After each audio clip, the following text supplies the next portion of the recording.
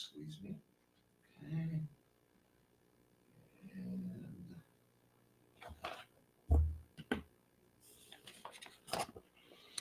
What do these things have in common? High quality concerts, nationally recognized artists, chamber music concerts as part of an annual festival, exciting, extraordinary, and diverse nuance of small ensembles. Wait. Stop. Should we do it again? What? Yeah, I'm sorry. I know you were on a good roll. I was on a real good roll. I messed up the start of it. Okay. We're going to take two. I beg your pardon. I'm really sorry. What do these things have in common? High quality concerts, nationally recognized artists, chamber music concerts as part of an annual festival, new and commissioned works. They all happen in St. Louis. It's the Missouri Chamber Music Festival, which is going to take place June 9th through the 20th, 2025. More on St. Louis in Tune.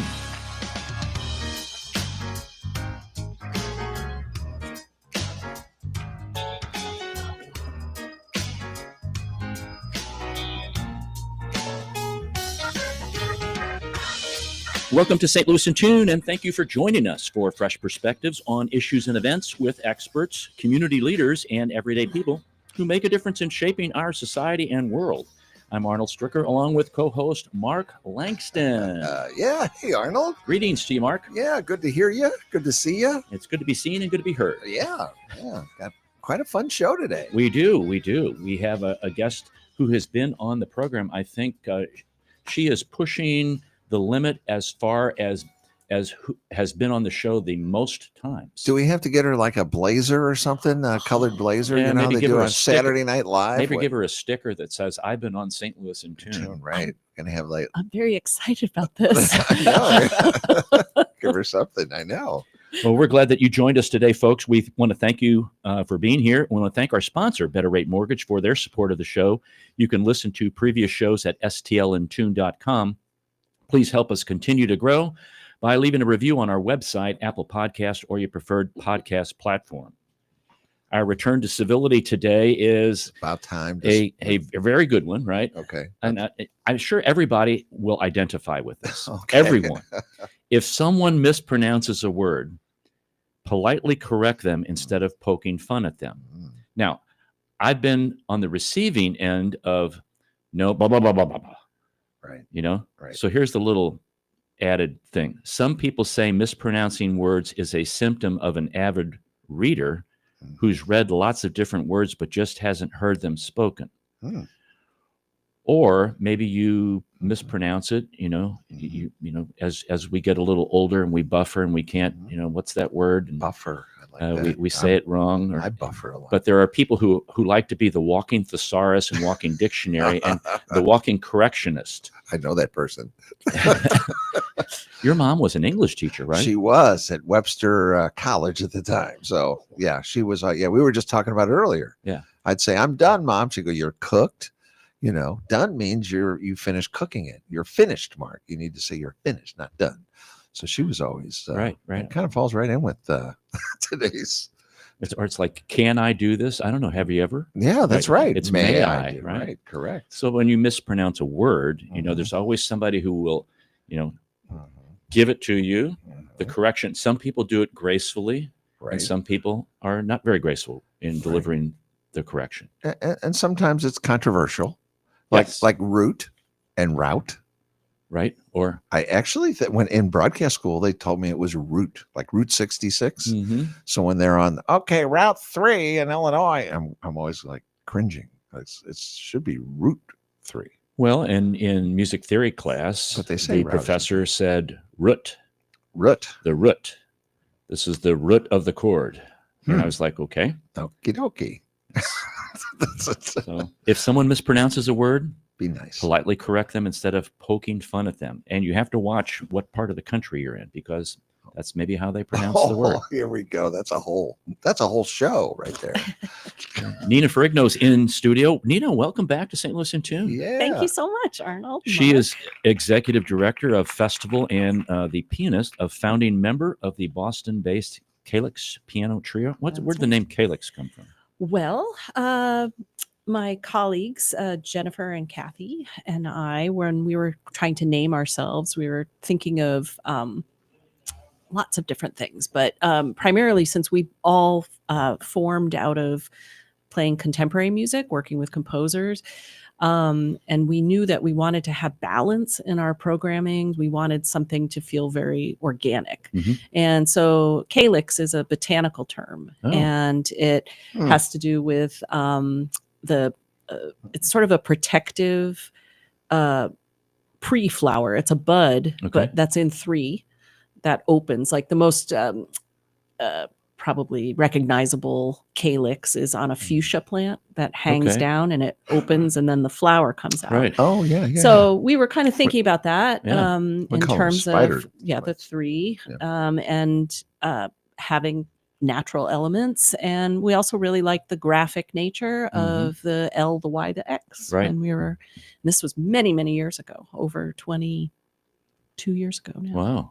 Wow. You That learned is- you learned something. That's a wow. Yeah. 20 years. Although, to your point before with pronouncing words, a lot of people will say calyx. I don't know actually if it's a either or pronunciation. I always said calyx. Yeah. Some people would say It's a the phonet as they're doing like the phonic portion of it. It may be a short A Hmm. because you got the cal, pal, Right. but Y is often used as a vowel. So Right. Hmm. Right. you know Wow. I know. This is educational. it is. It's also making me sleepy for some reason. I'm gonna need a break. So you got interesting show coming up here, June 9th through the 20th. There are actually 4 performances, and I would like to go through those a little bit. Sure. And you've been doing this for obviously 15 years, Yep. and this one really caught my eye. It's a world premiere performance of "Hey, Mr. Drum Machine Man." Yes. It's like, "Hey, Mr. Drum Machine Man, play that drum for me." That's what I I want. Yeah. know. Is it something like that? It kind of is. So this is a piece that was written by a composer out of Pittsburgh named Eric Moe. And I had a good fortune of working with Eric a bunch of years ago through my connection with the Boston Modern Orchestra Project. And we had gone to U of Pitt, where Eric teaches, and we're doing kind of a music festival there. And Eric writes, he's just a brilliant guy. He's a brilliant pianist, and he writes really just lively music, lots of ironic and fun titles. Like he's got a piano concerto that it's called Kicking and Screaming. And so this piece really caught my eye because a lot of the thematic part of the festival this year is about spirit and Right. what we think of with the word spirit. We can think of something being spiritual or spirited in an energetic way, or the spirits of people. So that's kind of forms the basis of the whole programming for the festival this year. And this piece, Hey, Mr. Drum Machine Man, is really fitting into that idea of rhythm and spirit and getting up and moving. So Eric wrote this piece. I have a bit of his program note here. Yeah. He asks, is it possible to write a good piece that has a pseudo canned drum beat? And Hey, Mr. Drum Machine Man attempts to answer this question in 7 action-packed minutes. The world premiere, this actually is a world premiere performance of it with 2 live humans. He has performed this piece with an actual drum machine. Okay. But this is, and it's been really fun. He got very excited when I asked him about doing the piece, and he said, this is going to be a world premiere. And then he's been really working with Kevin Rittenauer, who's playing drum set and giving us, reign to change things, to make sure they kind of fit in with, actually having humans do it instead of machines. So he writes here, the relationship between the piano and the drums changes in a larger time frame throughout the piece. And though it flirts with familiarity, Eric says, I think most listeners will find a number of surprises throughout its course. And it is really, he uses a really well-known rock motive in the piano, and it's great. He could have titled this, let's see, what's it? Music, a world, Hey, Mr. Hey, two percussion instruments. Right. Yeah, piano's a percussion instrument, Mark. That's true. What? That's classified as a percussion instrument. Yes, Really? yes. A piano? Yes. Because it's struck. Yes. Ah, well, the keys, you hit the key and Yeah. the hammer hits a So it'd be really interesting to hear that. I have never thought of it as a percussion instrument. Most people That's don't. Fascinating. Yeah. Interesting. You can use that on a trivia contest. I will. That's yeah. Like, I know. That's good. I never thought. That's So you're interesting. Yeah. You're going to be performing piano on Yes. that one. Yes. So what can we you kind of gave us a little glimpse into that. Give us a little bit more. What do we expect to hear? Is it more rhythmic? Is it more tonal? In Or- that piece? Yes. Or yes. So the piece is it's really this is going to sound ridiculous to say, it's very catchy. The drum set is just rocking out back there the whole time, and there's a lot of dynamic shifting. Mhm. So, and piano, it's a really virtuosic part, but it's lyrical. Mhm. There's this sort of bass line that's very really pulled right from a Jimi Hendrix tune. Oh wow! And then the right hand of the piano starts to percolate. I think that's a good Yeah, that's word a good for word it. for it. Yeah. In the middle of the piece, we all of a sudden get like kind of a full-blown lyrical melody. Oh, sure. But the whole time, this drum set is pushing and urging, and then the whole thing explodes at the end with goes what was fast goes breakneck fast. At the end of it. Set drummers, it's like you have to be in shape. Oh, yeah. Yeah.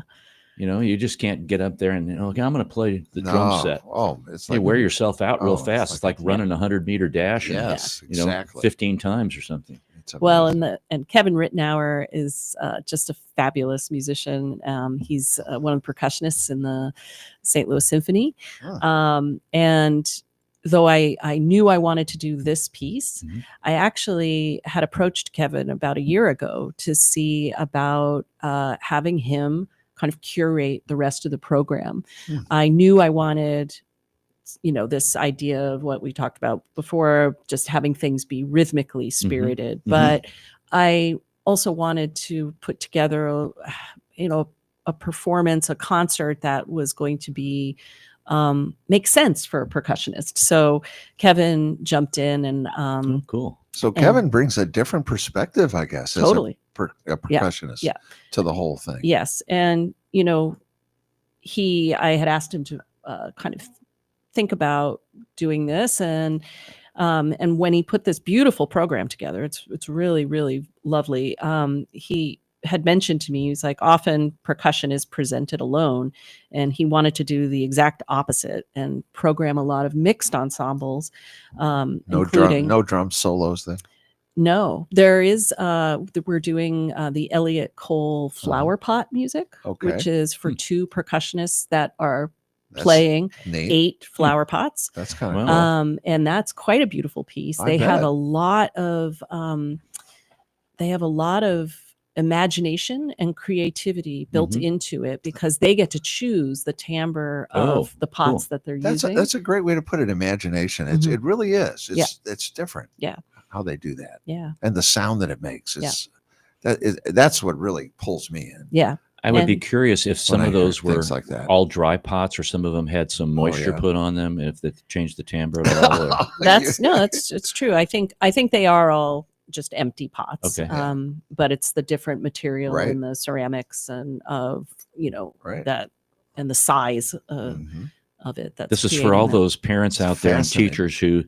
where you've got those couple kids that just were beaten on the Mhm. desk or something. This Mhm. is they're always percussionists. Right. It's I actually, when we go to the baseball games and we've got some guys out there with buckets, Home Oh, yeah. Depot and Lowe's buckets, and they're beating on them, Mhm. they make a good sound. I'm like going, okay, this is Yeah. all right. Yeah. I mean, there's some artistic value going Yeah. on here, Yeah, absolutely. And we go from that, which is, relatively unpitched playing that Mm, in that good duet between these two percussionists, to a piece by Anders Koppel called Toccata. And I think Anders Koppel is very well known in the percussion world. And he's written this toccata, which is contrapuntal music for melodic instruments. So there's it's a duet between vibraphone and marimba. Oh, that'd be nice. And Wow. yeah. And then we feature the vibraphone in a piece by local composer. I should say he's locally based, Christopher Stark, who's called Stars and Dead Reflection. And that has piano, double bass, clarinet, and vibraphone. And that's quite a beautiful, again, timbre or kind of group sound. And that's just the first concert you're talking Yeah. about. Wow. Yeah. That's the first one, folks. And that's June the 9th. Mhm. That's at Webster University. Yeah. Yes. And I want to mention you can get some information on the 4-concert festival pass at mochambermusic.org, mochambermusic.org. Mhm. So Nina, kind of walk us through later on. You have it's a very short season. If people aren't Right. if they're going to be out of town or something. Right. So it's June 9th to June 20th. So you have the 9th, the 12th, the 19th, and the 20th. So let's go to the next one, concert number 2, Bygone. Yes. You've And got so Bygone, I'm thinking of as that guise of spirit where we miss people who have gone. Mhm. And so we're playing, let's see, the Ravel Sonata for violin and cello, which Ravel wrote. He was asked to contribute to a special commemorative edition of La Revue, which was dedicated to the memory of Claude Debussy, who had died in 1918. And this was in 1920 when Ravel was asked to do this. So the first movement of this incredible piece was submitted for that. He finished the rest. It's a 3-movement work, and he finished the rest of it in 22. And then we play the Debussy string quartet. Ooh. So, which in and of itself was sort of like a dedication to Fauré, right. but also just to kind of show just what was going on in the composition. This was in a particularly fertile era for Debussy. It was written in the 1890s, and it's really where he establishes his creative voice, because he was just an incredible, innovator. And it's interesting what's going on historically during that time. If you're listening to music of 1890s, you would think, because we're Western, you would think, okay, what's going on in the United States, but what's going on in Europe and what's going on politically in Europe and things like that. People are responding musically and in literary areas to the things that are going on. And the last piece on that concert is another homage work. It's by modern composer Georgi Kurtag, and it's an homage to Robert Schumann. And this is played brilliantly by clarinetist Tsuying Kwang, violist Chris Tantillo, and pianist Shen Wen. And it's a very colorful work in 6 movements, I believe. And each one, Kurtag kind of takes on, in commemorating Schumann, these alter egos that were very present in Schumann's work. So Schumann, when he wrote Carnival, he always had the, Florestan and Eusebius and these kind of competing aspects of personality. And so in this homage, Kurtag is also using this. Wow. And I should mention that the quartet and the Ravel duo are being performed just by amazing musicians that are right here in St. Louis. Nathan Lowry, Anne Fink, Chris Tantillo, and Bjorn Ronheim on cello. And these aren't pieces that you would normally hear in the area, except at the festival that you're doing. Yes, yeah. And it's a thing that I love, is this being able to take a while and dream about getting these pieces together, seeing how they play off each other in a concert format. So this is Arnold Stricker with Mark Langston of St. Louis in Tune. We're talking to Nina Ferrigno. She is the executive director of the festival and one of the founding members of the Boston-based Calyx Piano Trio. For folks, if you're not familiar with the Missouri Chamber Music Festival, they were formed in 2010 to educate, cultivate, promote, foster, sponsor, develop, and encourage understanding of and public interest in classical chamber music. Can you believe 15 years? I Wow. can't. That's a long time. I know. It's really snuck up on. I think me. it's working. Yes. Yeah, and you have a lot of Good support from area groups. Yes. So we are funded in part by the Missouri Arts Council and the Regional Arts Commission. We have a robust community of private donors. And through the years, we've also gotten some national recognition through commissioning grants with Chamber Music America. And That's cool. we continue to try to bring our message, or, bring knowledge of the festival to a wider audience. Have you seen more people attend year after year? Yes, I will be honest and say that since COVID, it's been a different thing. We're still getting our Kind of feedback on the ground. feet back on the ground. Yeah. So all the more reason that you need to go, because they're close. They're at Webster University, or they're at Washington University. Matter of fact, the one that Nina just mentioned is at Graham Chapel on June the 12th. Wonderful. And that's a great venue to hear music. At Webster, where are you at Webster University? We are performing in two different spaces. Okay. 3 concerts in 2 different spaces. So the first concert is at the concert hall, which is part of the Community Music School. Okay. That's that modern building that is near to Opera Theater. Okay. And then 2 of our concerts on the 19th and 20th are at the Winifred Moore Auditorium, which is off of Lockwood Avenue. Right. Okay. That big old building off Lockwood. Big old building. The big old building. Okay. Yeah, it looks like a castle. Yes, it does. Yes. Yeah. Okay. Yeah. So we've had concert 1, I noticed on some notes here, Get Up, and concert number 2, Bygone. Concert number 3, Naturally explores the spirit of our surroundings. Yes. So here we have the Joaquin Turina Piano Quartet. And Turina is a Spanish composer. And this piece is just, he's considered one of our, like, a nationalist composer. So this piece really captures the spirit of a particular place and time. And also on this piece, on this concert, is the Sariajo Cloud Trio. And this is Kaya Sariajo.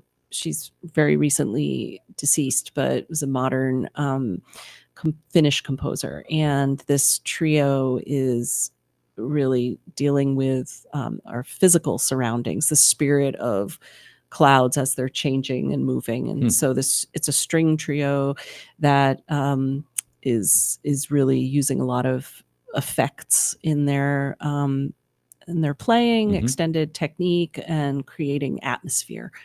And then on there, this concert is also some solo piano works performed by Hugh Hinton, a couple of Artie Matthews. They're called Pastime Rags. And Matthews was a composer living and working here in St. Louis. Was he a contemporary of Scott Joplin? Yes. Mm-hmm. Wow. And so these were really great pieces. I had the good fortune of hearing them in the spring when Hugh came to St. Louis, and he gave a presentation recital at Webster University, where I'm on faculty. And also on this concert is another solo piano work by Florence Price called The Fantasy Negre. Mm-hmm. And that's another just shining a spotlight on time and place and our surroundings.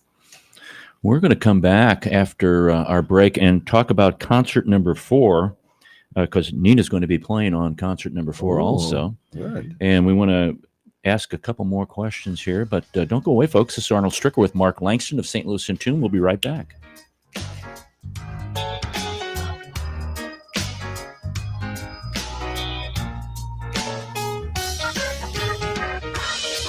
As strange as it may sound, at Better Rate Mortgage, we love talking to people about mortgages. Everyone in St. Louis promises a better mortgage rate, but what you really need to turn that perfect house into your dream home is a better mortgage. At Better Rate Mortgage, we open the door to so much more.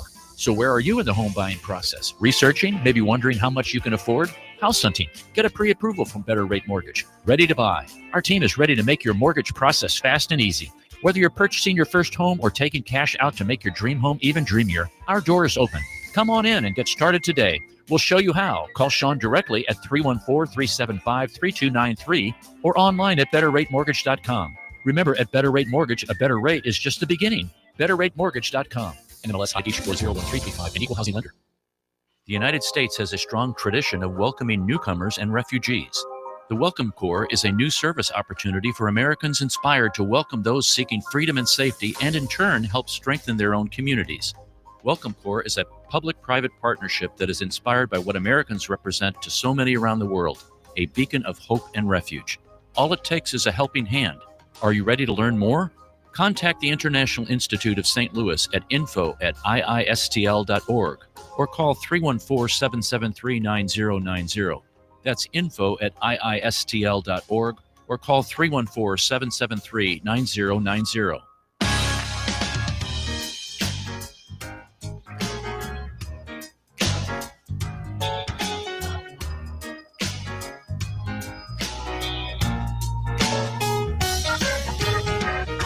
Welcome back to St. Louis in Tune. This is Arnold Stricker with Mark Langston. We are talking to Nina Ferrigno about the upcoming Missouri Chamber Music Festival, and that is taking place from June the 9th through the 20th.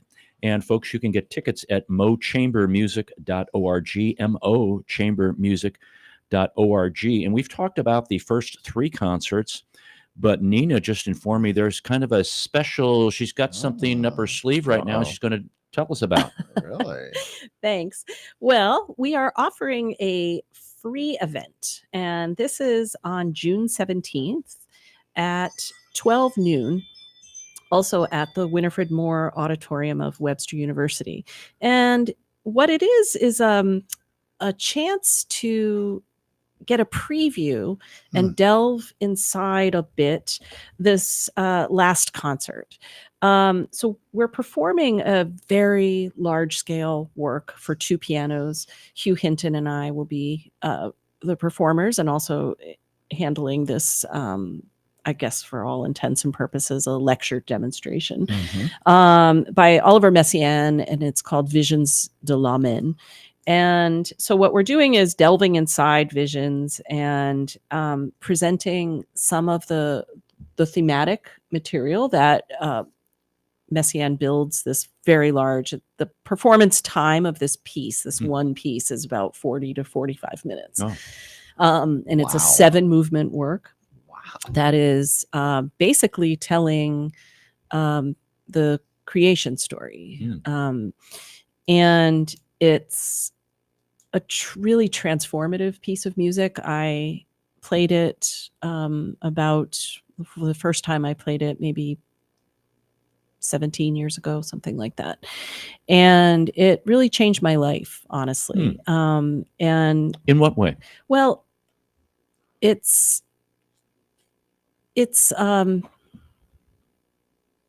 yeah, in what way? If I may ask. Yeah, absolutely. It's, you really journey through this music. You go through something when you're playing it, and hopefully when you're hearing it too.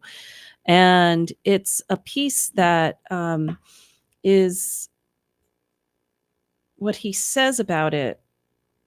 The piece takes its inspiration from a quote of Ernest Hello, which is, "Amen, the word of Genesis, which leads to Revelation. Amen, the word of Revelation, which is the consummation of Genesis."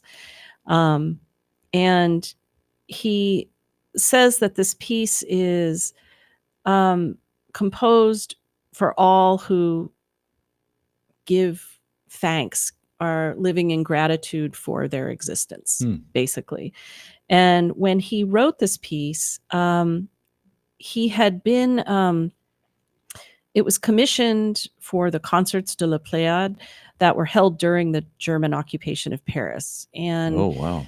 So in 1943. And Messiaen, I think people maybe do know that he had been interned in a work camp during the occupation.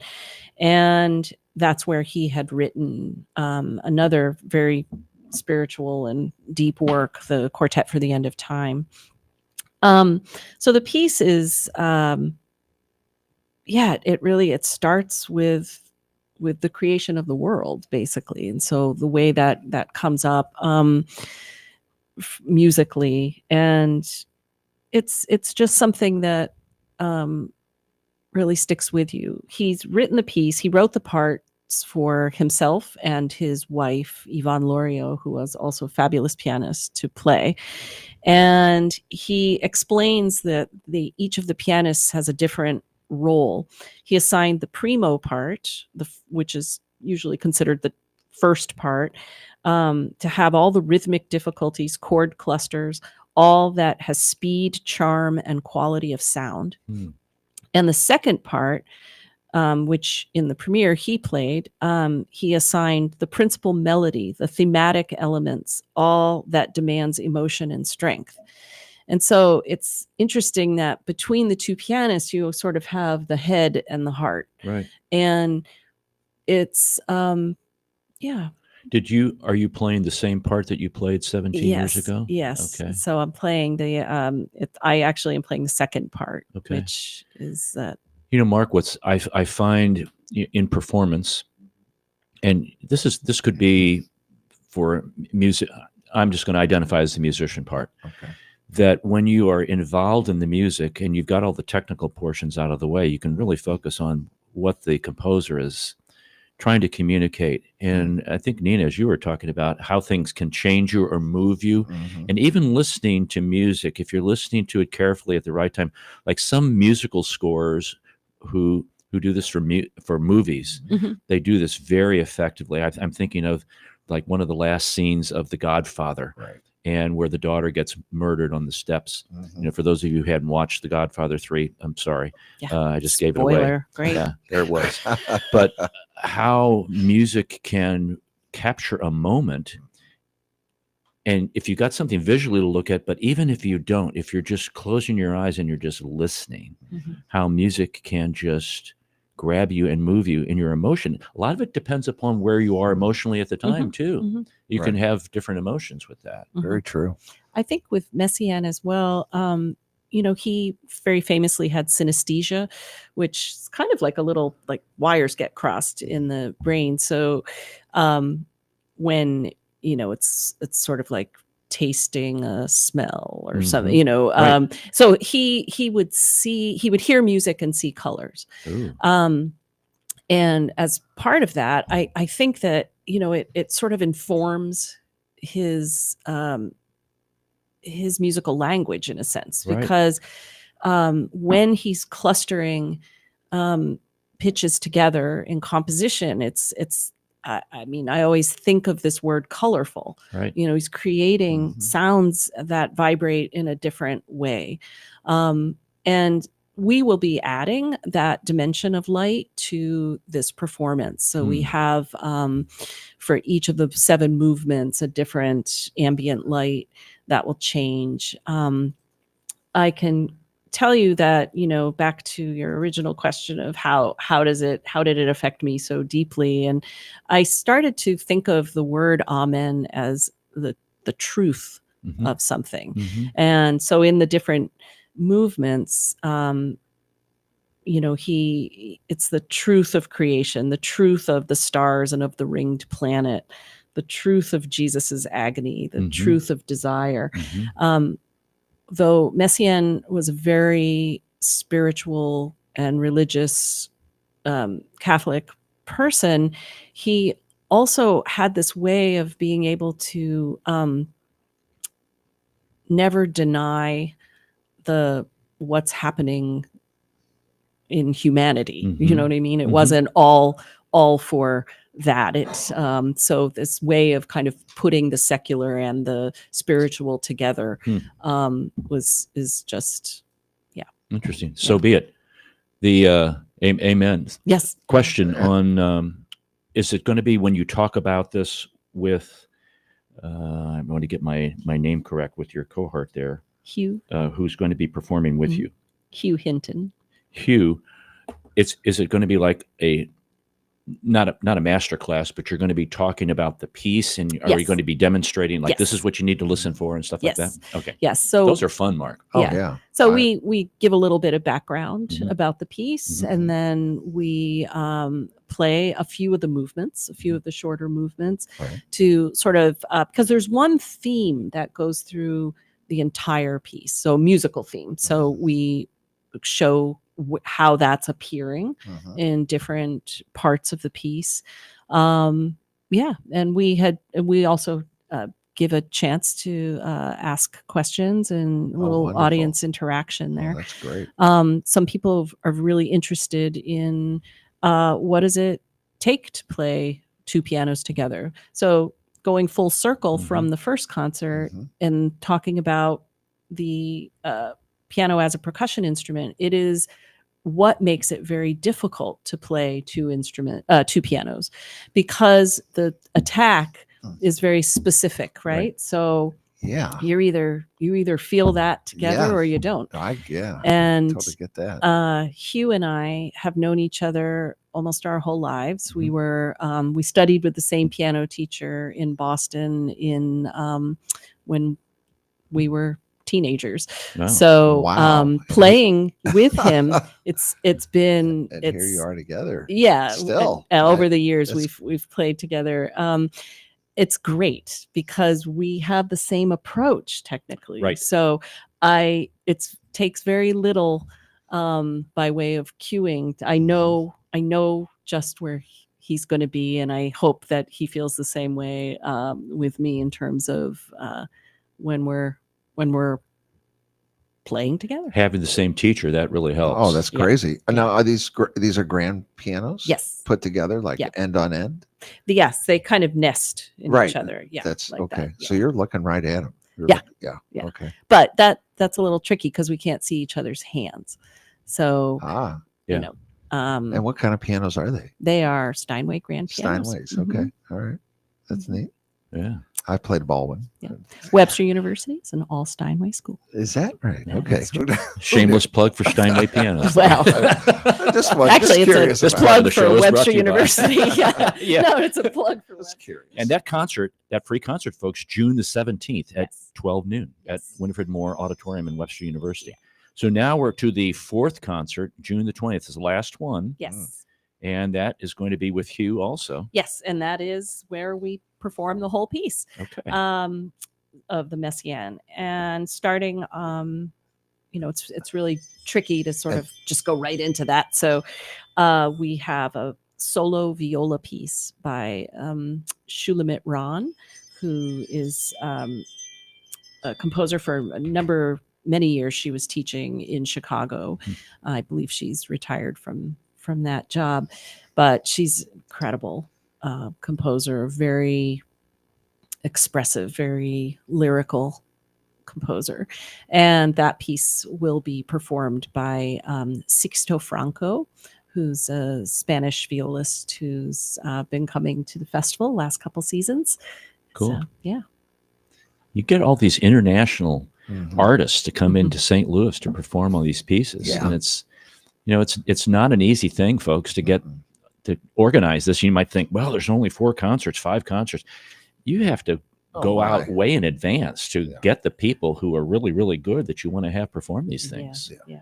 On that Just not like specific calling date. somebody up, hey, next week, what are you doing? You know, Come Yeah. on by. This is true. I Yeah. know. it doesn't work that way. Got to get that word out about these things. Yeah. This concert. MoChambermusic.org. MoChambermusic.org. The 4-concert festival pass is $80. Single tickets are $25. Student tickets $5 with an ID. Mm. Is there a senior discount at all? No. Our ears are pricking up. And here's the thing.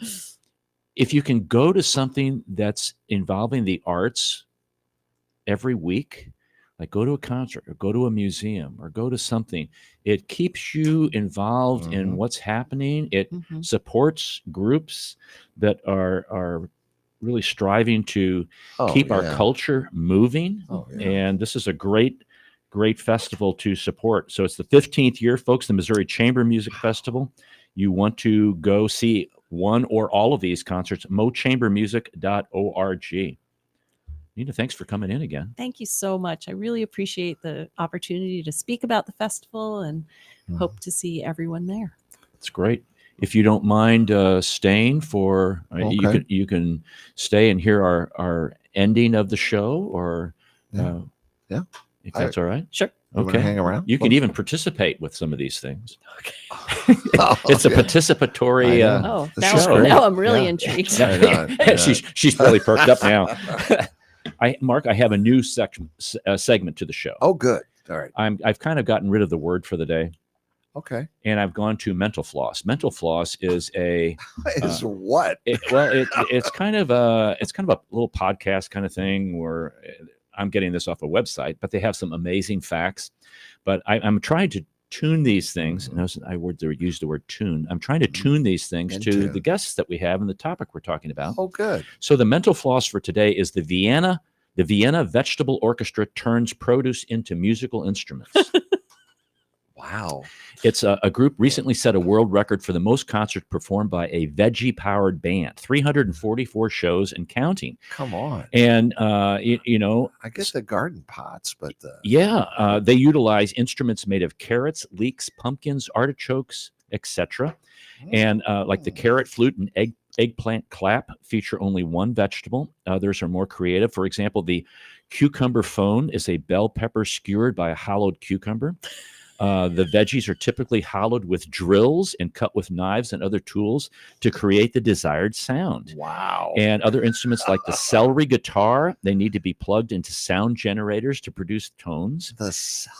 And you can go to YouTube and see some of these food instruments demonstrated and the unexpected sounds that they make. I have to jump in and just say that Please. there's a barrier to performing this because you can't fit people even into a large scale freezer because Wow. this has to be refrigerated. Oh, yeah. You can't play the Yeah. cucumber thing on a hot day.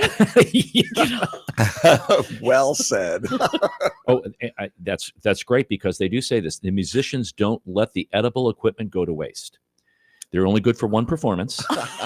They distribute them to the audience after each concert. I Oh, don't gross. know Either about raw that. or cooked Yeah. into a soup. No. All right, your hands Oh. and you've been blowing on this. That is gross. So the unsalvageable produce is used for organic composting. Oh, that's And they have a God. 10-person ensemble recently set a Guinness World Record for the most concert performed by musicians who play vegetable instruments. Hmm. I don't. Not sure about this. So there's mental floss for the day. And it was the Vienna Vegetable Orchestra turns produce into musical instruments. Now, here's where my mind goes. My mind goes God to New knows where Year's your Eve mind and the goes. Vienna Philharmonic playing. Yeah, are they going to play the magic flute but turn it into the magic cuke? Yeah. Wow, that's really good for The you. magic leak. I like that. I want to hear some Strauss from the Vienna Vegetable Orchestra. There you go. That's it. Ladies and gentlemen, here they are. All right. You don't want them slipping on a banana peel. Though. Oh, Yeah, wow. You told me I could participate. absolutely. We're This so is great. glad you are. This is great. I know. Man. Mark, you have a day for the day? No. How can I follow any of that? Well, today, interesting, seeing how you're talking about food. Today is National Egg Day. Oh. Do you not have anything to say about that? Eggs are going up again. They will be. Oh, really? I'm one having of the trouble largest chicken finding producers eggs. I know. in Arizona lost 95% of the chickens. How did they do Bird that? flu. Oh, no. So, eggs are going to be going up. So much for that campaign promise. Let's not go. All right. What's next, Mark? We have National Egg on Your Face Day. Egg on Your Face Day, National Chocolate Macaroon Day. Ooh. Oh, do you like chocolate macaroons? Yeah, I like kind of any macaroons. It's National Repeat Day. Repeating can be a wonderful thing, especially when it involves an activity that we love. Hmm. Like Music. going back to the same thing. Yeah. World Bicycle Day. I know you like to ride a bicycle. Yes, I do. I don't know. Yeah. Electric bicycle. World Cider Day. Electric bike. That's Isn't right. that just called sitting? Yes. No, it's pedal Thank you. assist, or I can turn it off. Oh, okay. So it just depends upon how my knees are feeling, He doesn't ever turn it off, though. or I can just throttle the whole way. Right. Okay. Global Running Day. Global Running Day. Mhm. Ask those folks where their knees will be at age 60. National Cheese Day. You like Mm, cheese? I I am do. a big cheese. I love cheese. I don't know Yes. what's wrong with me. I don't know where. How about National Hug Your Cat Day? Oh. Hug your I cat know. day. Well, sometimes Yeah. they scratch. They have those. My cat got the pillow thrown in it this morning. Is that right? Scratched my foot hanging off the side of the bed. Ooh. Woke me up at 4:57. National Old Maids Day. Mm. The card game. The card not, game. Not the old maids, right? That's terrible. National Cognac Day. You like cognac? Never really had it. No? Nope. Shopping cart day. Check that shopping cart. Do you have stuff in shopping carts that you never bought? No. No? No. I got a few things in my shopping. So it's not a physical shopping cart. Oh, it's it's the Virtual shopping yeah, cart. the virtual shopping cart things. Okay. Yeah, I've got a couple of those. Just a couple left. This is one of Arnold's favorites, National Moonshine Day. He waits all year for the National Moonshine Day. Just wait. I've got the jokes for you, Mark. Oh, no. Let's see. I don't know if I have a hot air balloon day. Have you ever been up in a hot air balloon? I've not. Love it. Been up many times. Really? I was even in the hare and hound race, and I was the hare. Really? That was spectacular. It's Six Flags. When I was at another radio station, we Okay. did a promotion where I was on that first balloon and Yeah. we went up, and then it was spectacular to look back and see all the balloons rise up and take off. I bet. I kind of got hooked there for a couple of years. I'd take little balloon rides. Oh, The winds have to be 10 miles an hour or less to I go guess. on a hot air balloon. and you have to have a lot of insurance. Yeah, it's kind of tough to get when you hit the. But of course, How- when How do you land? Like Hard. Yeah. you Yeah, hard. but the chase crew, they have a chase crew that chases you, but the tradition is they bring champagne, so you got to get have some champagne as soon as you hit the ground. Got to look, it's tough. You got to look for those power lines. You can't really steer a balloon very much. I mean, they can go up and catch a wind Hmm. and go down and catch a different wind. So that's kind of how they try to Wow. move it. But Power lines would freak me out. power lines are that's the scary thing. But and one last thing, National Thank You Day.